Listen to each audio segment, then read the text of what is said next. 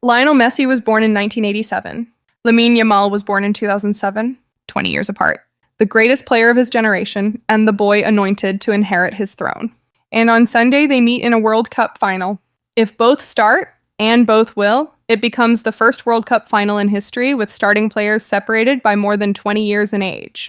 But this is not just about a number. This is about the passing of the torch. The single most important handover in football, from the king who has held it for 2 decades to the prince waiting to take it.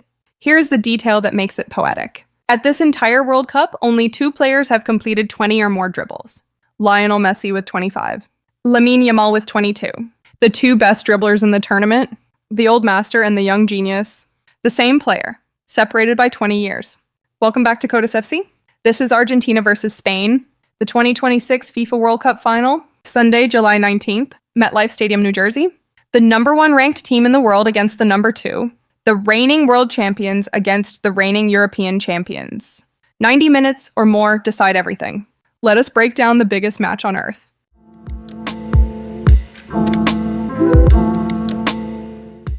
Two teams, 2 completely different journeys to the same destination. Argentina's road has been survival through chaos. The defending champions were perfect in the group stage. 3 wins, 12 goals, beating Algeria, Austria, and Jordan. Then the knockouts nearly ended them 3 separate times. Cape Verde took them to extra time in the round of 32, Argentina winning 3-2 against a debutant nation.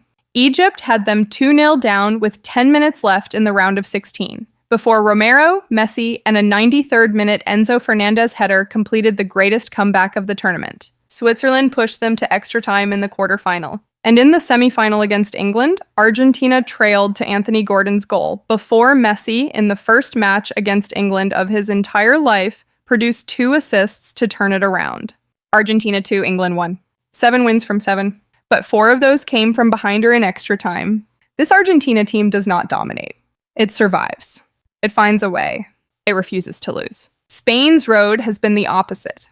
Control, composure, and the best defense in the tournament. They topped their group conceding almost nothing. Beat Austria 3-0 in the round of 32. Then Mikel Merino, off the bench, scored a stoppage time winner against Portugal to end Cristiano Ronaldo's World Cup career.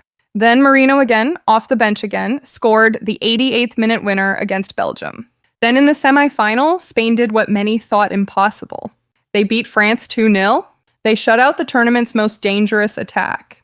They ended France's dream of a 3rd consecutive final without conceding a single goal. Spain have outscored their opponents 13-1 across this tournament. 13-1. They are unbeaten in 14 consecutive major tournament matches. And they arrive at this final as the most defensively complete team in the competition. Argentina survive. Spain control. Sunday, one philosophy wins the World Cup.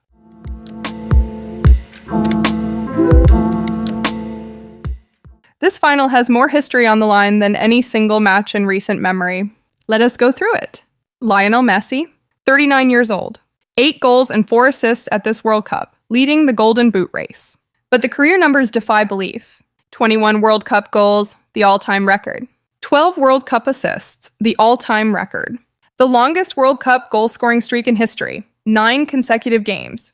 The longest goal contribution streak in history, 11 consecutive games. 8 Ballon d'Or trophies, a record that may never be broken. And here is the most remarkable stat of all. Messi has produced all of this while, according to tracking data, spending nearly 2/3 of his time on the pitch walking. At 39, he does not run. He conserves. He waits. And then, in one moment, he decides a World Cup.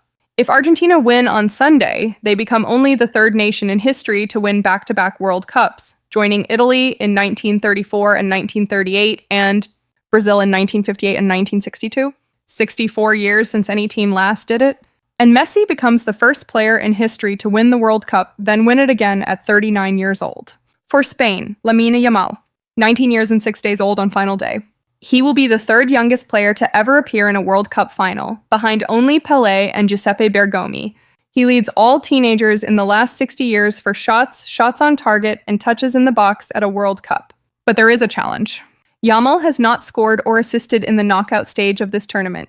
He began the World Cup recovering from injury, which limited his minutes. The stage is set for him, but he has not yet delivered his defining moment. Sunday is his chance to write his name into history against the very player he is compared to. Spain have more than Yamal, Mikel Oyarzabal has 5 goals, matching the Spanish single tournament record held by Butragueño and David Villa. Rodri, the reigning Ballon d'Or winner, controls the midfield with 93% pass accuracy. Dani Olmo has the most assists of any European player at major tournaments since Euro 2020. And Mikel Merino waits on the bench, the man who has already scored 2 stoppage time winners in this tournament. And the managers. Luis de la Fuente coaches his 50th match in charge of Spain on Sunday. No European coach in history has ever lost as few as his 2 matches across the first 50 games. Lionel Scaloni has never lost a World Cup knockout match and is aiming to become only the second Argentine manager ever to win 2 World Cups after Carlos Bilardo. 2 Ballon d'Or winners on the pitch, Messi with 8, Rodri with 1. The old order against the new. Everything on Sunday is on the line.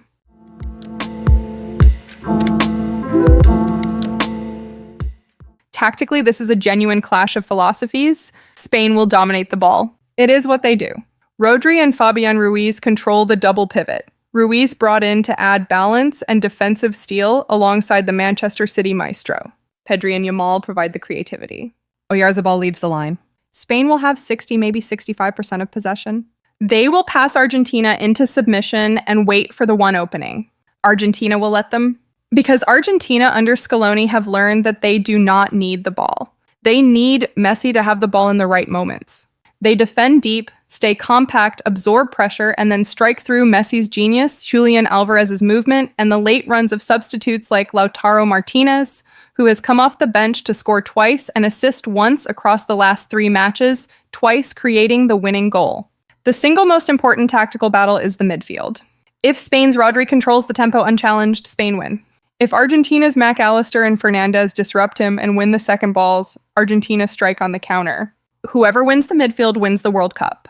On head-to-head, Argentina and Spain have met 14 times in history. The record is remarkably even, 6 wins each, 2 draws. But recent history favors Spain. They have won 4 of the last 6 meetings. Argentina's last win over Spain came all the way back in 2010. And there is one World Cup meeting between them, the 1966 group stage when Argentina won 2-1. 60 years ago. Their only previous World Cup encounter. This final also makes history before a ball is kicked. It is the first time the number 1 and number 2 ranked teams in the world have ever met in a World Cup final since FIFA rankings began in 1992. It is the first final ever between the reigning South American champions and the reigning European champions. And Spain arrived chasing a unique feat. They could become the first nation ever to hold the men's and women's World Cups at the same time. Every angle of this match is historic.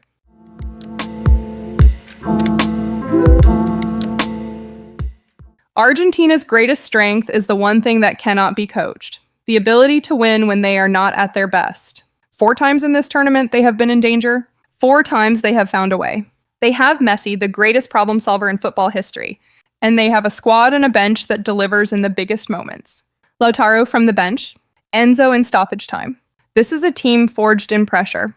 Their weakness is that they have not controlled a single knockout match. They have ridden chaos, comebacks, and moments of magic. Against Spain, a team that strangles the game and denies you the ball, Argentina may not get the transitions they have relied on. And Messi, at 39, after 712 minutes of tournament football, is carrying more fatigue than at any point in this competition. Spain's greatest strength is control and defensive solidity. 13 goals scored, 1 conceded. The best defense in the tournament by distance. A midfield led by the best defensive midfielder in the world. A system that has not been beaten in 14 major tournament matches. If any team can deny Argentina the moments they need, it is Spain. Their weakness is the final third finishing, when Yamal is quiet. Yamal has not delivered a knockout goal or assist. If Spain dominate possession but cannot convert, and Messi produces one moment, Spain lose a final they controlled.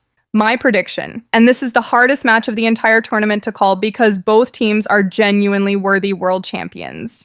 This goes the distance. Spain control large periods.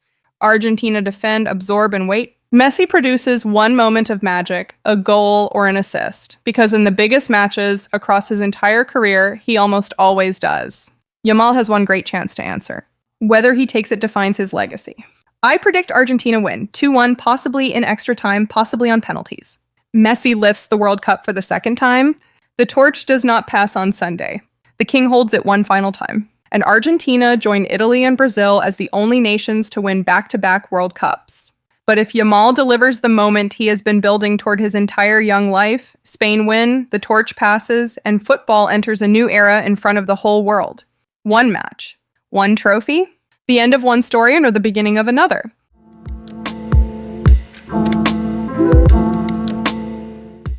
Argentina versus Spain. The 2026 FIFA World Cup final. Messi at 39, chasing immortality, back-to-back World Cups, a feat achieved only twice in 96 years.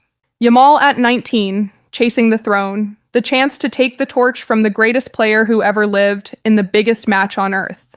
The best defense in the tournament against the greatest problem solver in football history. Control against chaos. The old king against the young prince. 20 years between them and a World Cup between them. 2 questions for the comments, and these are the biggest of the entire tournament. First, does Messi lift the World Cup one final time? Or does Yamal take the torch on Sunday? Second, give me your exact scoreline. Drop your predictions below. I read every single one. Like this video, subscribe to Kodus FC. This has been our journey through the entire 2026 World Cup. Every match, every story, every moment, and this is the final chapter. Kickoff is 3 o'clock Eastern at MetLife Stadium, New Jersey. Sunday, July 19th. This is the World Cup final. This is what it has all been building toward. Thank you for watching every step of this journey with Kodus FC. See you for the biggest match on earth.